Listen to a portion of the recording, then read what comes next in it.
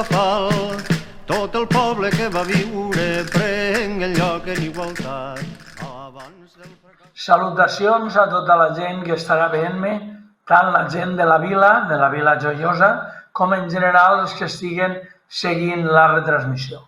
Evidentment estem en un moment de pandèmia que ens obliga a fer les coses una mica adaptades com ho fèiem els temps anteriors.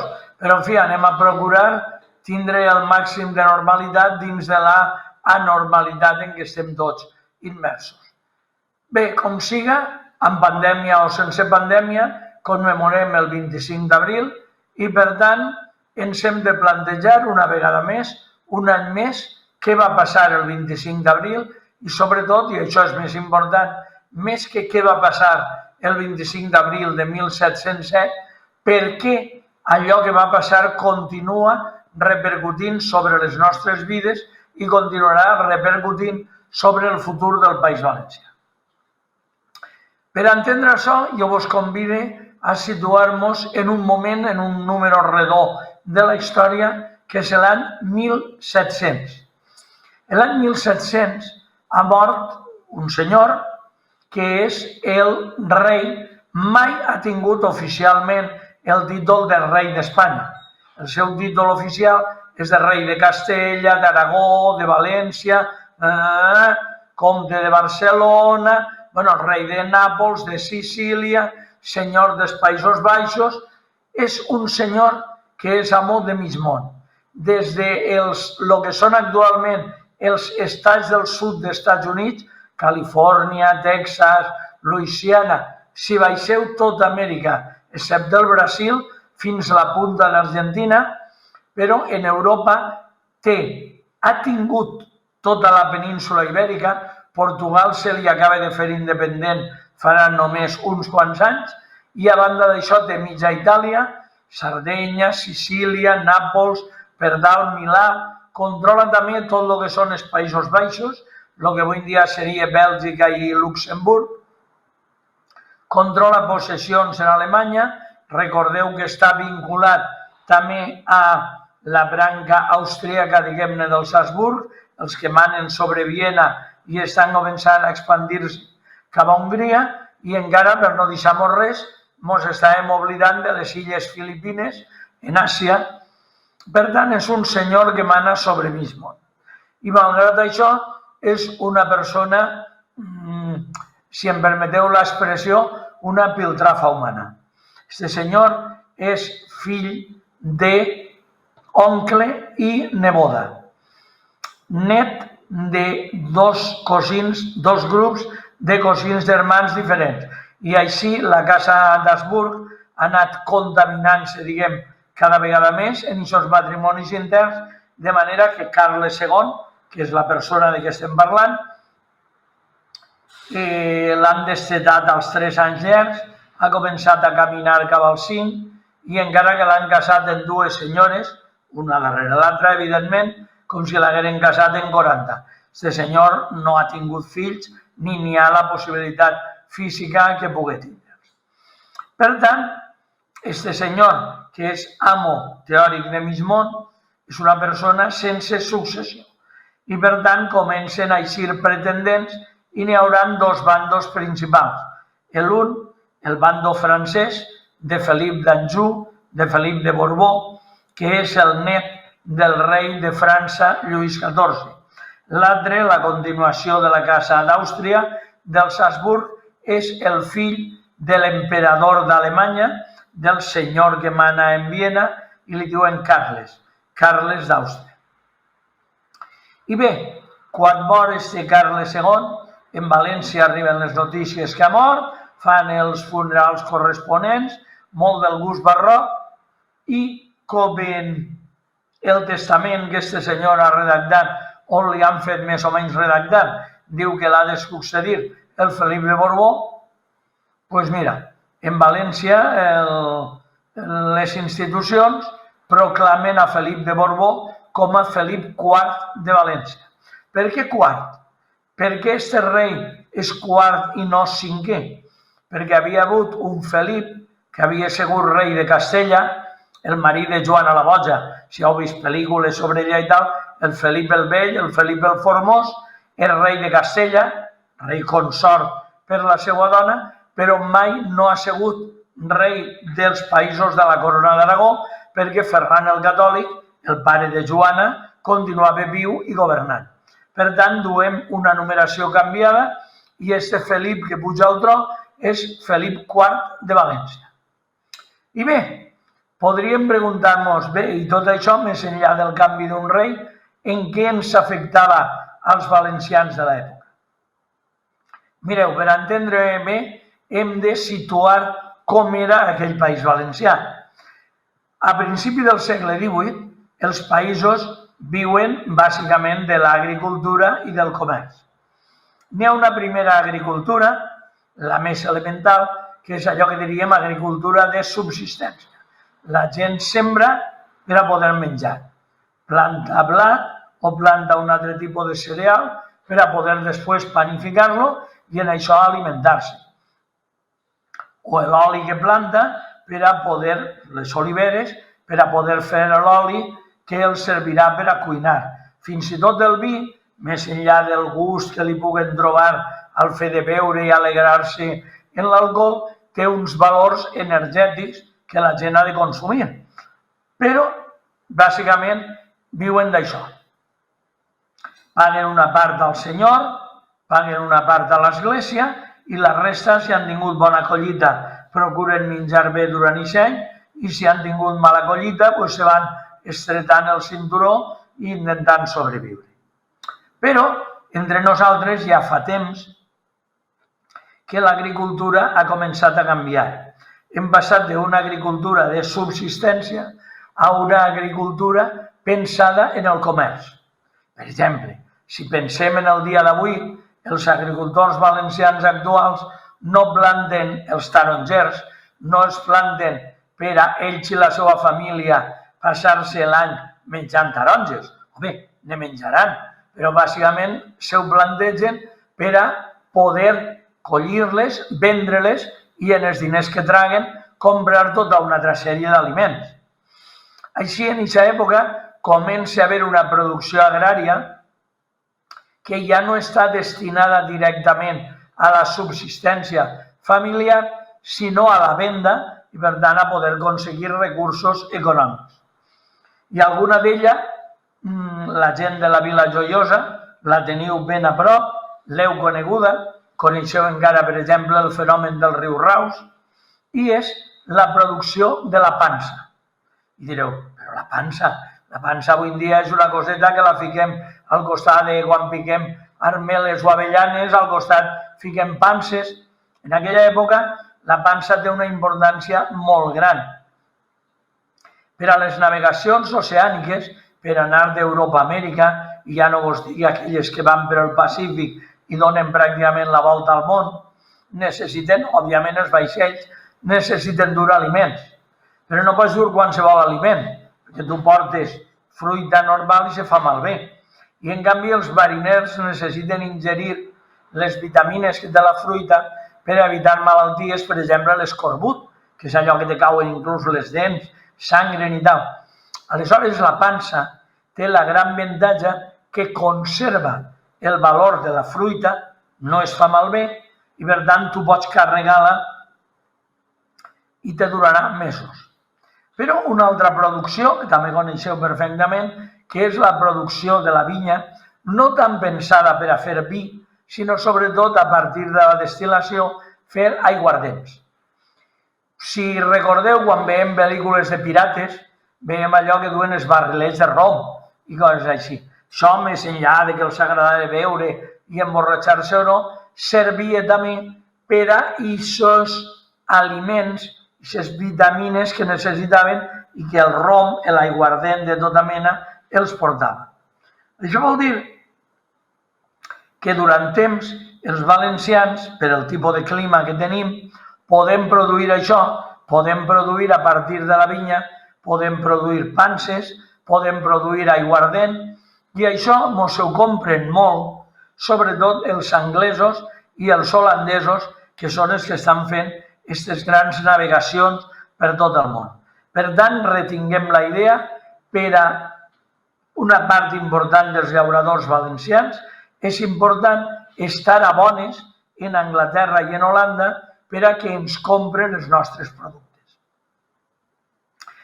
Per un altre costat, heu d'imaginar els nostres camps, allà on el que n'hi ha no són vinyes. Imagineu, per exemple, les actuals plantacions de taronger, oblideu-les, elimineu-les mentalment, i en canvi planteu un altre arbre que serà molt, la morera. Quin és el paper que fa la morera? Jo no sé si alguna gent, sobretot els que tingueu una certa edat, de menuts heu criat cucs de seda. Allò que teníem era un animalet, un cuquet, que tu el ficaves en una caixa, li ficaves fulla de morera, ella anava arrossegant-la, s'anava fent cada vegada més gran i finalment acabava fent un capoll. Un capoll que era de seda. I aquest capoll, si tu no el tocaves, al cap d'uns dies s'obria i eixia el que diem la palometa, una mena de papallona. Però en canvi, si tu l'agarraves, l'escaldaves per a matar l'animalet, la larva que estava en el seu interior, i anaves filant, allò era seda. La seda en aquella època era una gran riquesa. Penseu que la tela s'havia de fer o de llana, o de lli, o de seda. Però la seda era caríssima. Oblidem-vos de tot el que són ara els productes artificials que fem a partir del petroli o del que siga per a fer roba. Per tant, la seda, la gent normal, la gent del poble, no se podia permetre el luxe de tindre un vestit de seda, això era inconcebible per al preu, i per exemple, de mare a filla, normalment passava un mocaoré de seda, que era de lo millor de la caixeta, que ho duien a lo millor el dia de la boda i poca cosa més. Només la noblesa, només els molt rics, se podien permetre anar vestits de seda. En la seda se podia fer dues coses. Una era traure els fils i en brut vendre-la, o l'altra era elaborar, sobretot en València, s'elaboraven molts vestits, estava el gremi de la seda, encara avui en dia se conserva la casa i demés. Però tant per a la venda de la seda crua, diguem la seda sense elaborar, com dels vestits de seda, teníem els valencians un gran competidor, que era tota la zona de Lió, en França. Vos sonarà inclús, temps després, i encara fins i tot avui en dia, és una important zona productora de seda. Per tant, no ens convenia la competència francesa, la competència de Lió. Per tant, tenim, des del punt de vista agrícola, dues necessitats. Estar a bones en Anglaterra i en Holanda i estar alerta de lo que pugui fer França perjudicant-nos en el tema de la seda. Segona qüestió important en l'època. Uns 50 anys abans ha hagut en Catalunya una revolta, el que anomenem la Guerra dels Segadors.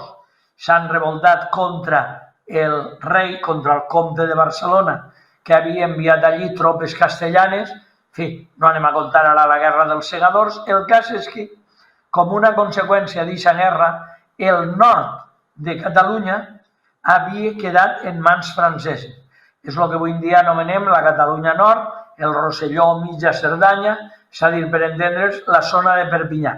Allò havia quedat en mans dels francesos i el rei francès allí havia suprimit les lleis, les constitucions, els furs, si voleu dir així, propis de Catalunya, i havia implantat allí les lleis franceses. I justament aquest any 1700 comença a prohibir l'ús oficial del català i obliga a substituir-lo pel francès. Per tant, imagineu-vos els valencians que estimen lo propi. En aquell moment, València és un regne en totes les característiques d'un estat com seria en aquella època. Tenim unes lleis pròpies que fan un organisme propi, les Corts, òbviament no unes Corts d'elecció democràtica com poden ser actualment. Estem parlant d'unes Corts formades per la noblesa, els alts eclesiàstics i els representants de les ciutats, però no deixa de ser un govern que treu les lleis pròpies valencianes que són diferents de les altres. Fins i tot tenim una moneda pròpia i fins i tot tenim una mena d'exèrcit quan criden a sometent, quan criden sonen les campanes de les esglésies i la gent té obligació d'acudir cada un des de sa casa en l'espasa o l'armament que el tenia guardat en sa casa, evidentment només la població cristiana, però tot varó, evidentment les dones no, major d'edat, els jovens no, cristià, acudís i constituís una mena d'exèrcit de sometent que se diu. És a dir, que el regne de València té unes característiques pròpies que l'individualitzen en part de la resta de regnes de la Corona d'Aragó, és a dir, Catalunya, Mallorca o les Illes Balears, Aragó mateix, Nàpols, Sicília, Sardenya, però també del conjunt de la corona castellana. Per tant, aquesta gent que s'estima les llibertats pròpies, quan veuen el que està passant en Perpinyà, desconfien molt de lo que vulguin fer els Borbons de França. Per tant, ja tenim ahir, recordeu, volem estar a bones en Holanda i en Anglaterra, desconfiem dels comerciants francesos i desconfiem també de la dinastia Borbó que mana en França per si volen anar contra les nostres llibertats com a poble. I n'hi ha un tercer aspecte que és el decisiu. No fa encara ni un segle, en 1609, s'havia expulsat a la població d'origen musulmà. Eren aquells valencians, oficialment cristians, s'havien convertit 100 anys abans, però que en la pràctica continuaven sent musulmans. És el que diem els moriscos. Aquesta gent, per exemple, en la Marina van constituir una part important de la població i tots ells van ser expulsats, homes, dones, xiquets, ancians, durant un any una sèrie de pobles, de ports valencians, estan embarcant aquesta gent i en unes condicions terribles, duent-les al nord d'Àfrica. A veure, des del punt de vista modern, allò va ser un genocidi, allò va ser una neteja ètnica. Però, en fi, la van fer els nostres avantpassats i cada poble ha d'assumir la seva història com a tal. Què ens interessa així? Ens interessa que aquestes terres, evidentment que eren propietat dels nobles, quan van expulsar els moriscos, si no n'hi havia ningú que treballara a la terra, ningú els pagava els drets, els tributs que cobraven els nobles. Per tant, ells van estar interessats en portar cristians que s'establiren allí i que continuaren pagant-los. Aquests cristians podien vindre d'altres llocs del regne, vull dir, altres zones del territori valencià poblades per cristians, una part de la població, la més pobra, la que volia buscar una nova oportunitat, se la instigava a marxar i instal·lar-se en aquestes antigues terres de moriscos, però probablement en això no n'hi havia prou. Se va buscar també gent que va vindre, novament de Catalunya i d'Aragó, fins i tot de Navarra o de Castella, i, per exemple, en el cas de la Marina, sabeu que va vindre també gent provinent de Mallorca, que dona aquestes poblacions que encara avui en dia més o menys mantenen el parlar salat, etc. Però el que ens interessa, que la gent que va ser instal·lada en els llocs on abans vivia la població musulmana, els nobles van voler continuar cobrant de la manera que cobraven els musulmans. I els musulmans, diguem, els sobreexplotaven. Les lleis de Jaume I impedien que els nobles pogueren carregar als cristians uns determinats tributs, impostos, però els musulmans no. Els musulmans, com no eren cristians, se podia fer en ells el que volien. I ara els nobles intenten cobrar als nouvinguts cristians com si foren musulmans. Estos se queixaran, diran que els traten com si foren maulos, que és una forma de moros, segurament mabla era el nom que volia dir esclau, treballador del camp en àrab, i que els estan tratant com a mables, com a maules, el que donarà després la paraula maulets, ja la veurem en el seu moment. Estos llauradors en un primer moment pleitegen, és a dir, ho duen la causa a la justícia. Però clar, la justícia és allò que es diu art i part, perquè tenen que anar a la justícia del virrei. El virrei és un senyor que el rei, que està lluny, en Madrid, en l'Escorial, nomena per a que en el seu nom duga el regne de València. I clar, aquest virrei no és sinó un altre noble, que fa conxorxa en tots els nobles i diu que no tenen raó de reclamar els llauradors. Per tant, en una segona fase passen a la revolta. És a dir, aquests llauradors indignats perquè els cobren com a moros, se revolten, i aquesta revolta fa molt pocs anys, ha sigut de l'any 1692, 93, 94, i són vençuts, sobretot en una població menudeta que es diu Cela de Núñez, són derrotats i per tant s'han de callar, tragar-se i pagar, però el descontent continua sent enorme.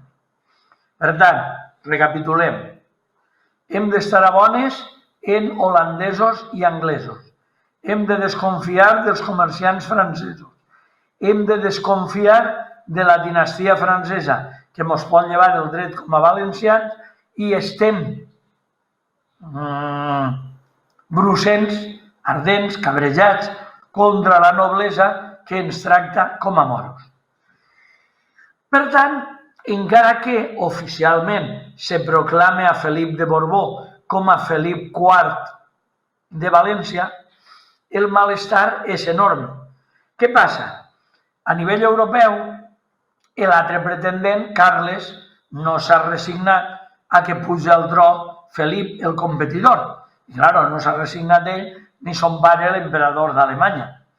Per un altre costat, Anglaterra i Holanda, fixeu-vos, aquests noms ja us havien eixit, Anglaterra i Holanda no volen de cap manera que el conjunt de la corona hispànica estigui en mans de la mateixa dinastia que té ja el domini de França, perquè pot fer un poder enorme i, per tant, carregar-se l'equilibri europeu. Per tant, Anglaterra i Holanda reconeixeran a l'altre pretendent, a Carles d'Àustria. Evidentment, igualment que son pare, com a emperador d'Alemanya i la majoria dels petits senyors territorials d'Alemanya. Per tant, va esclatar una guerra, que en l'últim moment aconseguiran els aliats, els partidaris de Carles d'Àustria, que Portugal, que ja vos dic que recentment s'ha fet independent, se fica també al seu costat. Per tant, tenim Portugal, Anglaterra, Holanda i l'imperi alemany donant suport a Carles d'Àustria i França, en algun petit príncep alemany, és igual, donant-li suport a Felip de Borbó. Esclata la guerra i hi haurà batalles per mitja Europa, etc. Però, d'alguna manera, els partidaris de Carles d'Àustria volen obrir allò que diríem un segon front. Evidentment, primer que tot han provat per Portugal. Portugal té frontera amb Castella i, per tant, han provat el mateix pretendent, Carles d'Àustria, desembarca en Lisboa i s'intenta ficar al front d'un exèrcit. Però n'hi ha hostilitats entre Portugal i Castella, però la cosa queda més o menys en empat. És a dir, per ahir no poden avançar. I per tant, en aquell moment tenen la idea de dir, i per la part de la corona d'Aragó, ahir no podíem aconseguir coses, i en aquest moment entra en joc, per al País Valencià, el Regne de València, entra en joc una gran personalitat valenciana de l'època. Basset, Joan Baptista Basset, el que va ser anomenat el general dels Maulets. Basset era un militar professional, era un senyor nascut entre les classes populars, ell era nascut en Alboraia, o almenys la família vivia en Alboraia, per tant al costat mateix de València. Son pare era dorador. Dorador era, si recordeu les imatges barroques de sants, en les esglésies i tal, tenen un bany d'or, allò d'una xicoteta capeta d'or. El dorador és el senyor que la ficava i la reponia quan se pelava un poc i tot allò. era una professió per tant popular. De fet, les seues germanes tenien constància de que estan casades en dos llauradors d'Alboraya. Vull dir que estem parlant d'una persona, això, d'una extracció popular, que per una sèrie de raons se va veure embolicat en desafiaments, en duels. Total, l'única alternativa de jovenet, l'única alternativa que li van donar a la possible detenció, inclús una execució, va ser enrolar-se en els terços, és a dir, en els exèrcits del rei de totes les corones hispàniques, i com a tal va a Itàlia i després estarà per la part d'Àustria. Ajudarà, per exemple, és el moment en què l'emperador d'Alemanya, l'Habsburg, aconseguirà recuperar Hongria, que teòricament li pertanyia, però que estava dominada feia més de 100 anys per els turcs, per els otomans. Basset participarà allí en totes aquelles batalles i en comptes de ser simplement un soldat normal, de pegar tirs i tal, ell tenia una capacitat per a l'enginyeria militar, en fi, per a tàctiques militars. Va ser descobert per un petit príncep alemany, que era el príncep Jordi de Hesse-Darmstadt. Ell era el senyor, diríem, un poc d'una comarca, i que estava al servei de l'emperador d'Alemanya, del senyor de Viena. Ell farà el seu protegit, el farà estudiar en acadèmies militars de l'època. Total, en un moment determinat, quasi cap a 1700, Hessen-Darmstadt en qüestió és nomenat per Carles II, abans de morir, és nomenat virrei de Catalunya. I Basset va en ell. Va en ell a Barcelona, està ajudant-lo en les lluites contra els francesos en els territoris fronterers. Basset coneix el moviment que en aquell moment s'està despertant per Barcelona i per tot Catalunya de recuperació de la vigència de les constitucions, dels furs, de les llibertats catalanes, i, evidentment, quan puja Felip de Borbó al tro, el príncep de Hessen-Darmstadt li diu que fora, l'envia de virrei, clar, perquè sap que ell és de l'altre costat. Basset ha marxat en ell a Viena, ha acompanyat després a Carles d'Àustria a Lisboa, i una vegada allí ell s'oferís per a soliviantar, per a sublevar, per a generar una autèntica revolució a favor de Carles com a rei en el Regne de València. Què farà? La primera cosa que fa és els seus missatgers diuen als llauradors, diuen a qui vol escoltar-lo, que quan Carles d'Àustria siga rei de València suprimirà aquests imposts, aquests tributs injustos que van contra les lleis de Jaume I, que la noblesa els fa pagar. Això farà que gran part de la població llauradora tanqui files al seu voltant, allò de dir, si puja este Carles ens llevarà els tributs injustos, però clar, això produeix també que la noblesa que perdria aquests tributs tanqui files al voltant de Felip de Borbó. Per un altre costat, els llauradors mínimament rics que viuen de produir la pansa, l'aiguardent, etc., i els comerciants que els venen, clar, veuen que no poden vendre als anglesos i als holandesos perquè han entrat en guerra amb ells. Clar, ara estan en guerra, aquells són de l'altre bando i per tant diuen, si mos canviem a l'altre bando, al de Carles d'Àustria, evidentment podrem tornar a negociar en ells perquè seran els nostres aliats. Al mateix temps, uns altres comerciants, els de la seda, estan mosques perquè el rei Felip de Borbó, francès, està donant privilegis als comerciants de la seda francesos. I al mateix temps, els que estan per les llibertats del regne diuen alerta que un Borbó igual fa el mateix que el seu avi ha fet en Perpinyà i mos comença a llevar les llibertats.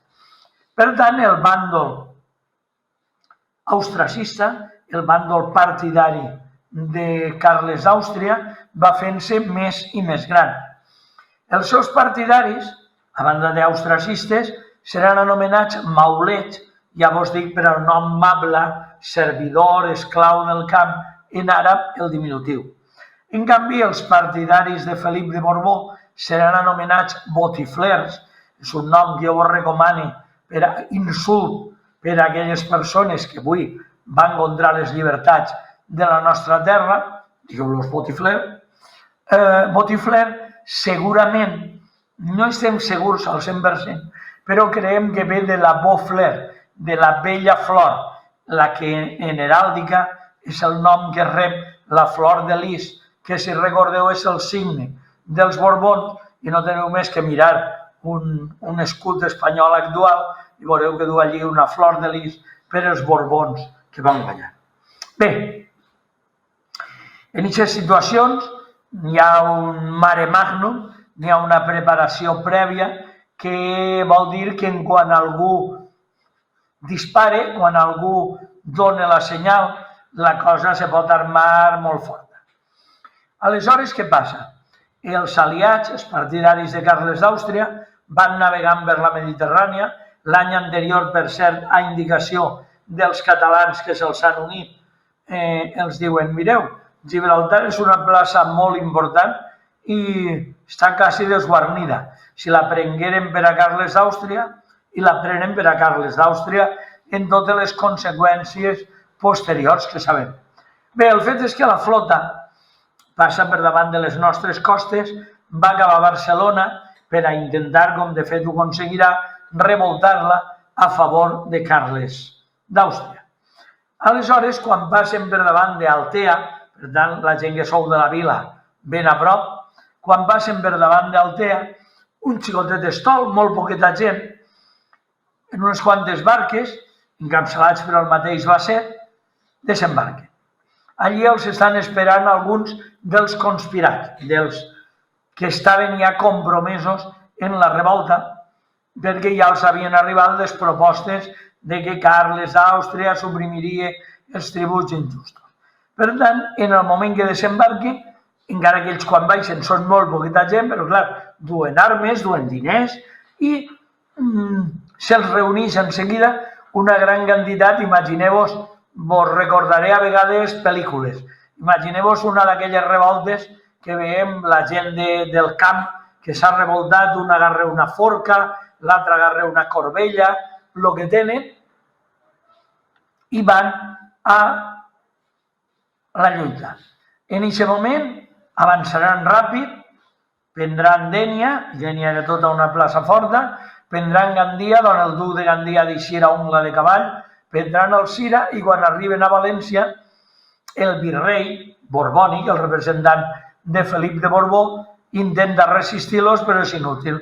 El poble ha obrit les portes i les muralles són impossibles quan el propi poble està revoltat i proclamen a Carles d'Àustria com a Carles III de València i reben a Basset,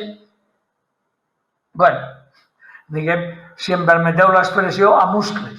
Vull dir, la gent contenta i tal, i Basset en seguida aplica aquelles supressions dels drets dels nobles, de pagar l'impost quan entres un producte en l'interior de la ciutat, etc.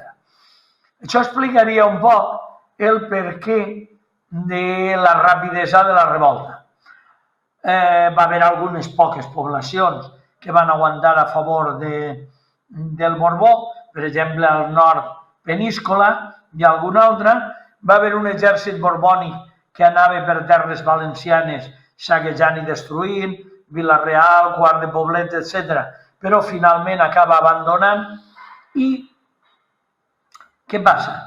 Que a tot això ha sigut durant l'any 5, el 1705-1706, però el 1707 un enorme exèrcit borbònic encapçalat pel duc de Berwick està en les fronteres, està encara dins de Castella, però a la frontera del Regne de València.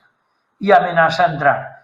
L'exèrcit aliat ix a fer-li front, però el 25 d'abril de 1707, aquest exèrcit aliat, aquest exèrcit de Carles III d'Àustria, en el qual no anaven pràcticament valencians, és derrotat, a més, per golejada, si em permeteu l'expressió.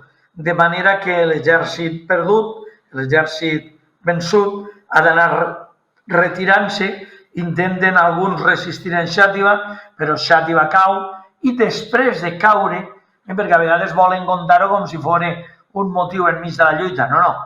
Quan els borbònics ja han ocupat Xàtiva, el rei Felip de Borbó directament des de Madrid mana cremar la població, com que era molt beatet, mana que les esglésies que no, però tota la resta de la població cremar-la per ser fidels a Carles III. L'exèrcit austracista va retirant-se, no pot resistir ni en València, ni pot resistir en la Plana, i només s'apararà en l'Ebre. Vol dir que tota la part nord del regne de València cau en mans de l'enemic. El sud aguantarà més temps, van caient a poc a poc, després de Xàtiva cauen Alzira, Gandia, Dénia, i l'últim lloc que aguanta serà Alacant i concretament el castell de Santa Bàrbara. I molta població de guerrilla que per les muntanyes i tal intenta resistir, i altres que, seguint a l'exèrcit vençut, entren a Catalunya i acabaran estant resistint allí fins l'11 de setembre de 1714, quan sabeu tots els fets, on n'hi ha en aquell moment 2 regiments de valencians que continuen lluitant per Carles III.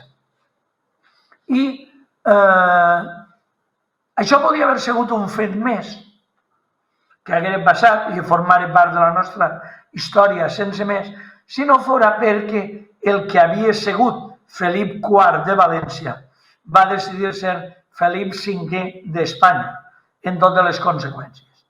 I va traure, per tant, el decret de nova planta suprimint totes les nostres llibertats, algunes directament, reduint-nos per el justo derecho de conquista a les lleis de Castella. Passàvem a ser com si fórem Valladolid, Granada o el que fora. Altres indirectament, és a dir, no n'hi ha una prohibició expressa de la llengua, però com ha suprimit tots els organismes que oficialment era la llengua, el valencià, la llengua catalana, la que funcionava com a oficial, evidentment també, i la pròpia Església la bandejarà, i així entrem en el segle XVIII. Allò que diríem sotmesos, però no acceptant. Hi ha un informe uns anys posterior que diu que més del 90% dels valencians estan sotmesos, però no són fidels, és a dir, no són fidels al borbònic, que continuen mantenint la seva convicció en defensa del rei Carles, però sobretot per damunt del rei en defensa dels furs i de les llibertats valencianes. I això, en el segle XIX, quan la Renaixença, això ja mos duria molt lluny, se va recuperant juntament amb la llengua, i ser anhel de llibertat, i ser recordar que quan el mal ve d'Almansa a tots alcança, i que volem recuperar el que vam perdre, evidentment adaptat als nostres temps. Jo sempre m'agrada dir, i en això vaig acabant, a mi m'agrada dir que el que reivindiquem, que hem aconseguit en part, evidentment, en l'autonomia que tenim, però només en part, volem allò que tenen els nostres veïns i no volem allò que els nostres veïns no tinguen. En el moment en què tota Europa va renunciar a la pròpia moneda per a donar pas a l'euro, nosaltres no volem ninguna altra moneda que no sigui l'euro. Si no la té França, ni Itàlia, ni Eslovènia, perquè l'han de tindre els valencians, d'acord? Si l'exèrcit algun dia deixa de ser un exèrcit de cada un dels estats i passa a ser un exèrcit europeu, no voldrem recuperar aquell exèrcit, però tot el que tinguen els nostres veïns volem tindre-ho en total normalitat. I volem tindre-ho per a tots, per als valencians que poden ensenyar un currículum de 10 segles de viure així els seus avantpassats i per als que han acabat de vindre d'on sigui, de la Manxa, d'Extremadura, d'Andalusia, de Múrcia, de Romania, del Marroc, del Perú, de Colòmbia, de la Xina, del Senegal. És a dir, volem recuperar-ho per a tots els valencians. I això és un poc el missatge que intentem llançar cada 25 d'abril. I que per més pandèmia i per més mascareta que tinguem que dur a la cara, en absolut ho oblidem. I si enguany no podem reunir-nos, com no vam poder l'any passat, en unes grans manifestacions per a reivindicar els nostres drets com a poble, esperem que l'any que ve, degudament vacunats, puguem tornar a eixir al carrer per a dir que volem un país valencià lliure de futur. Moltes gràcies. Els hereus de la derrota, valencians de nova planta, prenguen lloc en igualtat, Maians, Romeu i Sorolla, amb els obrers de la seda i els plantadors de taronja. Feu més fort el sortilegi amb tots els vostres poders i acudisquen a la festa en tercer cadafal. Aquells que encara han de nàixer, gent desperta i sobirana, senyors del seu propi viure, prenguen lloc en igualtat. I vosaltres que sentiu les músiques i els romanços, obriu els ulls i veureu des del vostre cadafal l'ample caminal que s'obri entre tots